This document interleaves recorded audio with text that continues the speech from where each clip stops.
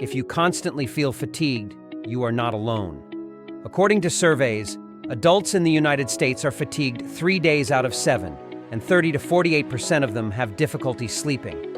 But for many of us, the problem isn't how much sleep we get. It's the anxiety produced by numerous fallacies about sleep, which we'll explain in this video. Welcome to the Circle. Now, I've been researching the science of sleep for a long time, but even as someone with a medical background, things can get very confused. In general, when I speak with people in this field, it is difficult to determine what is good advice to follow and what is bad counsel to reject. For example, Matthew Walker's book, Why We Sleep, is very good, but there was this whole craze around, oh my God, I need to get my 8 hours. Otherwise, if I don't get my 8 hours, I'm going to develop Alzheimer's disease and all these cardiovascular problems. All of this feeds into this thing called sleep anxiety, which is the feeling of being scared, worried, or concerned about your sleep, which paradoxically actually further contributes to you being unable to sleep. This creates this kind of vicious cycle, which is not very good. Myth number 1. It doesn't matter when you sleep, as long as you get enough. However, it turns out that sleep is also really crucial, and it's all because of something called the circadian rhythm. Circadian rhythms support practically every element of our health and well-being, and that was the message I wanted to convey over my lifetime. So the circadian rhythm is your body's internal clock, signaling what you require at any particular time. Russell and his research group revealed in the 1990s that human eyes include a large number of cells that are solely responsible for detecting light, rather than assisting us in seeing images. This light-sensing mechanism in our eyes informs our brain about the time of day and contributes to the regulation of our internal clock. Because our internal clocks are sensitive to light, we prefer to be awake when it is bright outside and sleep when it is dark outside. And, in fact, Russell and his study group have spent the last 5 years investigating what occurs when the circadian rhythm is disrupted, i.e., when you sleep at odd hours. For example, if you're experiencing jet lag or working night shifts. And they discovered that when people's circadian rhythms are disrupted, they produce more stress hormones, have a higher risk of heart disease, and are sick more frequently. They are also more likely to experience emotional and cognitive difficulties. 97% of night shift workers do not adapt to the demands of working at night. Thus, they are fighting against biological instincts that tell them to sleep immediately. It's crucial to understand that while we all have an internal clock ticking away inside of us, not all of our internal clocks are set in the same manner. So when you hear individuals remark, "I'm a morning person" or "I'm a night owl," it refers to something known as your chronotype. Scientists can categorize us into chronotypes based on our innate tendency to sleep at specific times of day. Someone who naturally gets up early and finds the morning to be their most productive time of day, for example, is most likely a morning chronotype person. So, there's this questionnaire in the book and on Russell's website. We'll share the link below.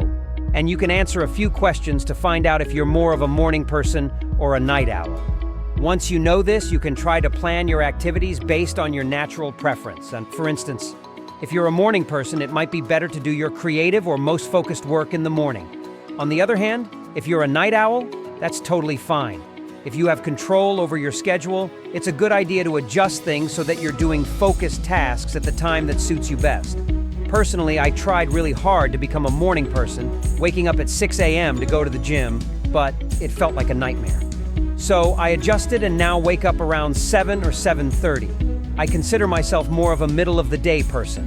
I focus on my book writing in the morning and do more relaxing things in the evening. Myth number 2 suggests that everyone needs a standard 8 hours of sleep, but the reality is much more nuanced. Sleep requirements vary significantly among individuals, and relying on a universal average can be misleading. Healthy sleep spans range from about 6 hours to potentially extending up to 10 or even 11 hours. It's essential to recognize this diversity rather than fixating on a specific number of hours. Rather than obsessing over hitting a particular duration of sleep, it's beneficial to consider other indicators of quality rest. Ask yourself whether you woke up naturally in the morning or needed an alarm. Natural awakenings usually signify a satisfactory amount of sleep.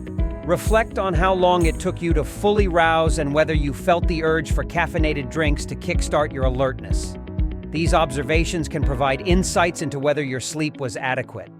Furthermore, pay attention to your behavior throughout the day.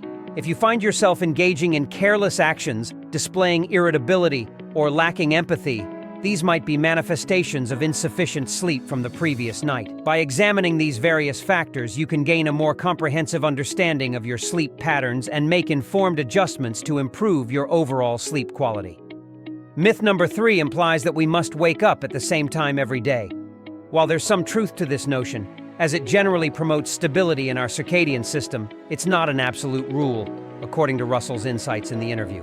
Maintaining a consistent wake-up time aligns with various signals that regulate our body's internal clock, such as eating and getting exposure to light.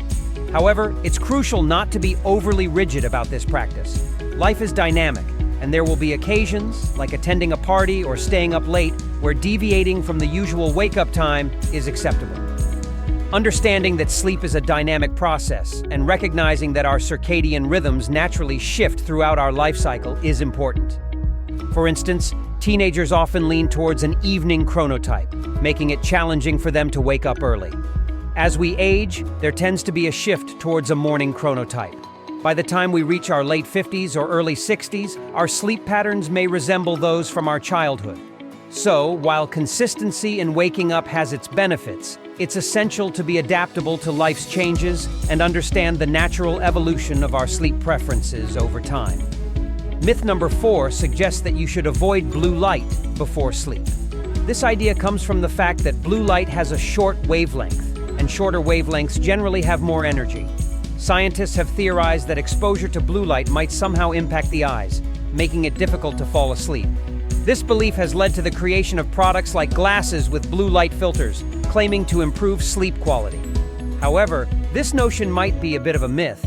The Harvard group conducted a study where people looked at a Kindle on its brightest setting for 4 hours just before bedtime on 5 consecutive nights. The result was a statistically significant delay in sleep onset by 10 minutes. Yet, this delay is considered biologically meaningless. So, the idea that exposure to blue light before sleep drastically affects our ability to fall asleep might not hold much ground. For instance, personally, I use glasses with a blue light filter, thinking it would benefit my sleep. However, the study's findings suggest that such precautions might not be as crucial as believed. Now, I can comfortably read on my Kindle with a backlight without worrying too much about the potential impact of blue light on my sleep. And if you're enjoying these myth-busting insights, a thumbs up on the video would be much appreciated for the YouTube algorithm. It seems to make a real difference. Myth number 5 claims that sleep apps can significantly improve the sleep. I once delved into the world of sleep tracking, using devices like the Oura Ring and an 8-sleep mattress, which I must admit is quite good. I would diligently keep track of all my sleep data. That led to some interesting experiences. In the morning, I'd check my sleep readiness score, let's say 54, and think I was feeling okay, but my score is 54, so I must be in for a bad day. It was like I was negatively influencing myself through a kind of placebo effect because of what these sleep tracking apps were telling me about my sleep quality. However, as Russell emphasized in the interview, it's wise to take sleep app data with a pinch of salt. None of these apps are currently endorsed by sleep federations or FDA approved. When you examine their validation, you often find they worked well for a small group, maybe 8 undergraduates in California, and that's about it. The key point here is that sleep patterns change with age and vary between individuals. So, relying on a single algorithm to determine what constitutes good sleep might not be appropriate. In essence, what I gathered from this is that while it's interesting to see your sleep score, especially if you enjoy optimizing every aspect of your life, the biological and psychological signals your body provides are far more crucial.